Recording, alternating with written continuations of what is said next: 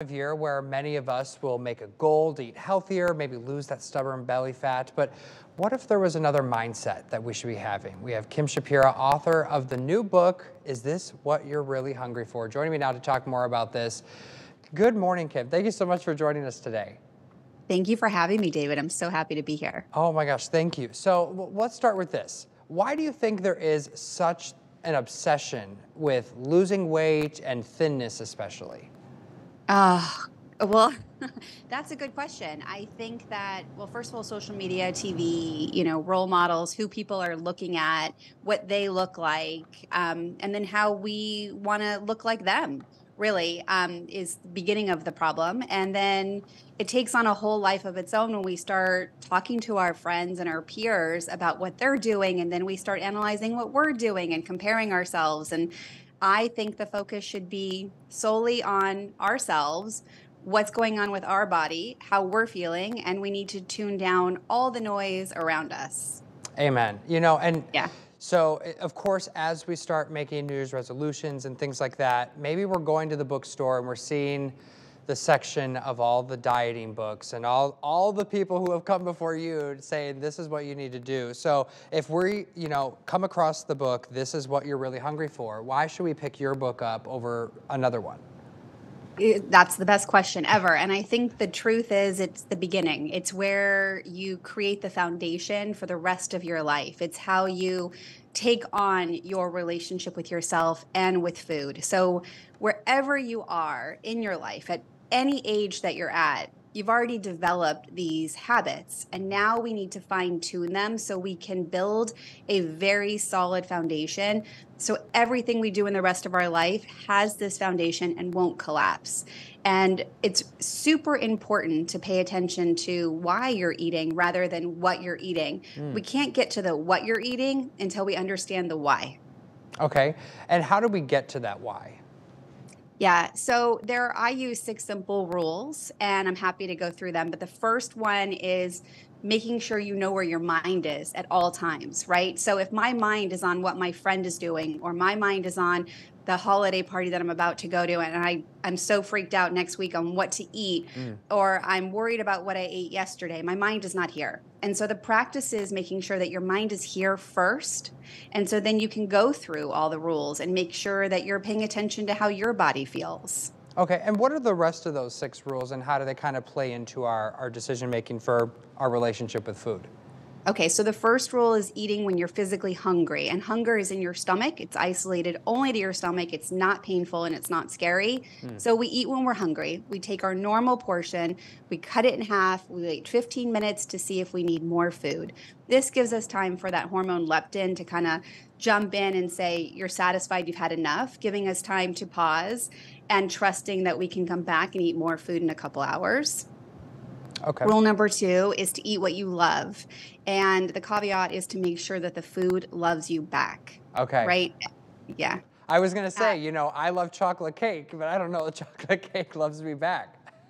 You know what? I think that the way you just said that is what everyone thinks initially. So I said, eat what you love when you're hungry, start with half, wait 15 minutes to see if you need more. So we all love chocolate cake. Yeah. I mean, most of us do. Some are vanilla, right? But the point is that you have to do it when you're hungry, and you start with half. There's that fail safe right there. So if you're not hungry, you put it on hold and you wait until you are. And then when you're really hungry, David, choosing the chocolate cake, or are you choosing like a steak or salmon and some potato and broccoli? Just curious. Yeah, that's a good point. Yeah. Yeah. So cake does fit into our life. It's normal to have cake on birthdays or in celebratory moments, or just on a random Tuesday. If we're having it every single day, that's a habit. That's not hunger. Yeah.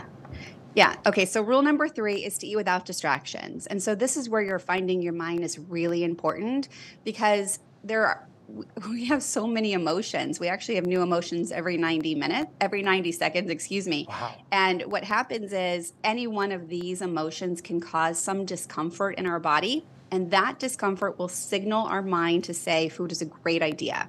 And so if we know and practice bringing our mind back to this moment, we know that we're a little stressed. We know it's going to pass. It's okay.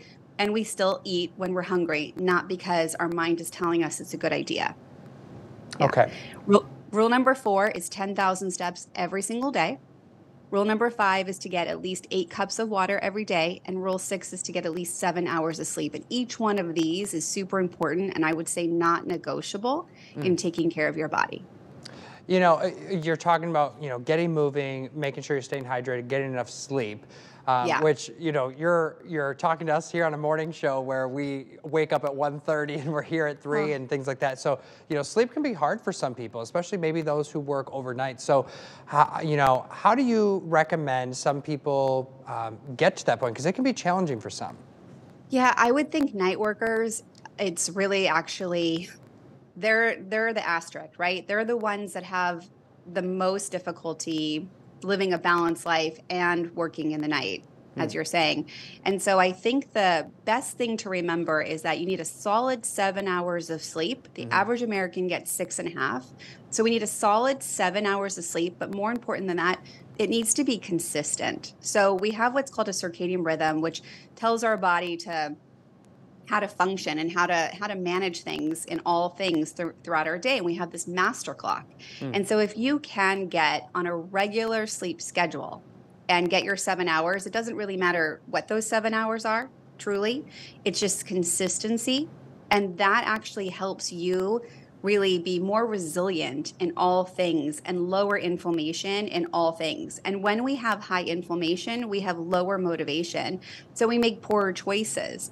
And when we sleep, our sleep, how am I trying to say this? When we disrupt our sleep, so those 7 consistent hours, when we disrupt it by a half hour or an hour because we went to a party or because we went to sleep a little too late because we're binge watching something, we actually become jet lagged.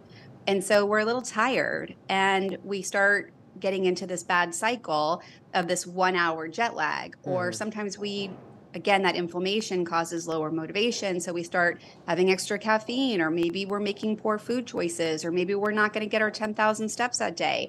And so if you can get consistent, what happens is your body just feels great. Yeah. Well, of course, it's the start of the new year. People are going to be trying a lot of new things.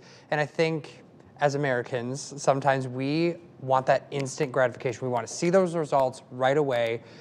But within fitness and health, a lot of times it's not an instant thing, it's a consistent thing. So how do you recommend people stay motivated?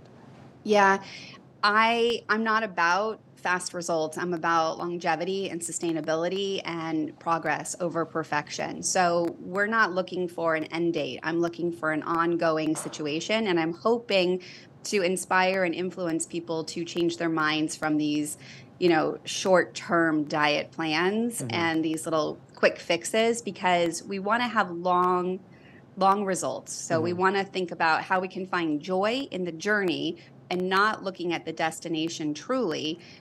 And looking at those 6 simple rules and saying, how can I be more progressive here? How can I add 1% more in my day to have long-term results?